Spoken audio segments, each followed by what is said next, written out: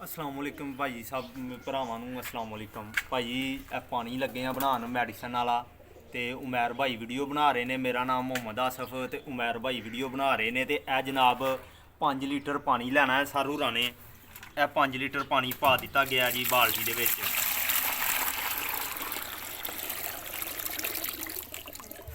ਜਨਾਬ try ਬਰਸਨ syrup ਲੈਣਾ, try ਬਰਸਨ syrup ਲੈਣਾ ਸਰ। ਉਹਦੇ ਸਰ ਟਰਾਈ ਬਰਸਨ ਸਿਰਪ ਲੈਣਾ, ਉਹਨੂੰ ਚੰਗੀ ਤਰ੍ਹਾਂ ਹਿਲਾ ਲੈਣਾ, ਅੱਛੀ ਤਰ੍ਹਾਂ ਹਿਲਾ ਕੇ ਜਨਾਬ ਉਹਦੇ ਵਿੱਚੋਂ 2 ਸੀਸੀ ਸ਼ਰਬਤ ਸਿਰਪ ਲੈਣਾ ਤੁਸੀਂ, ਸਿਰਫ 2 ਸੀਸੀ, ਜ਼ਿਆਦਾ ਨਹੀਂ। ਇਹ 5 ਲੀਟਰ ਪਾਣੀ 'ਚ ਪਾਉਣਾ 2 ਸੀਸੀ ਜਨਾਬ।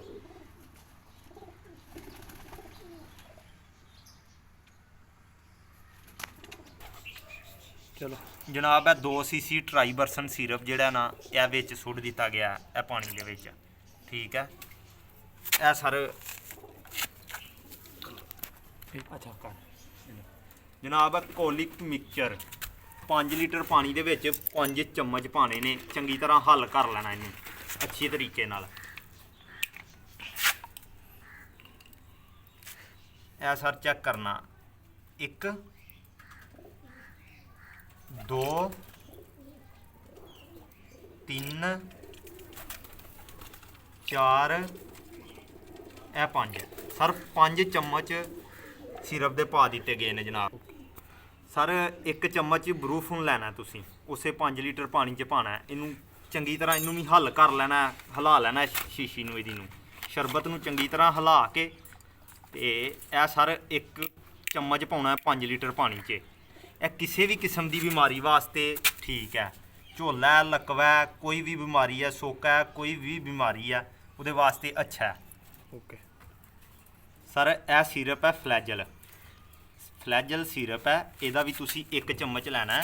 ਇਹ ਜਨਾਬ ਹੈ ਜਿਹੜੇ ਸਿਰਪ ਪਾ ਰਹੇ ਆ ਰਾਣੀ ਖੇਤ ਵਾਸਤੇ ਬਹੁਤ ਹੀ ਮੁਫੀਦ ਹੈ, ਬਹੁਤ ਹੀ ਅੱਛਾ ਹੈ ਰਾਣੀ ਖੇਤ ਵਾਸਤੇ। ਕਬੂਤਰਾਂ ਨੂੰ ਰਾਣੀ ਖੇਤ ਹੈ ਜਾਂ ਕੋਈ ਵੀ ਬਿਮਾਰੀ ਅੱਲਾ ਦੇ ਫਜ਼ਲ ਨਾਲ ਨਹੀਂ ਰਹੇਗੀ। ਅੱਗੋਂ ਮੁਕੱਦਰ ਇਨਸਾਨ ਦੇ ਆਪਣੇ ਇਨਸ਼ਾਅੱਲਾ ਉਂਝ ਬਿਮਾਰੀ ਨਹੀਂ ਰਹੇਗੀ, ਸਾਡਾ ਤੇ ਮੰਨਣਾ ਹੈ।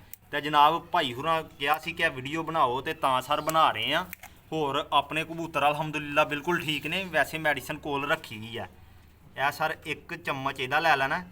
ਇਹ ਜਦੋਂ ਪੂਰਾ ਸੁੱਟਦਾ ਚਮਚ ਸਰ, ਫਿਰ ਇਹ ਵੇਖੋ ਇੱਕ ਹੱਥ ਨਾਲ ਅੱਛੀ ਤਰ੍ਹਾਂ ਇਸ ਪਾਣੀ ਨੂੰ ਮਿਕਸ ਕਰ ਦੇਣਾ ਅੱਛੀ ਤਰੀਕੇ ਦੇ ਨਾਲ। ਇਹ ਚੈੱਕ ਕਰੋ ਅੱਛੀ ਤਰ੍ਹਾਂ ਪਾਣੀ ਤੇ ਸ਼ਰਬਤ ਇੱਕ ਜਾਨ ਹੋ ਜਾਣ।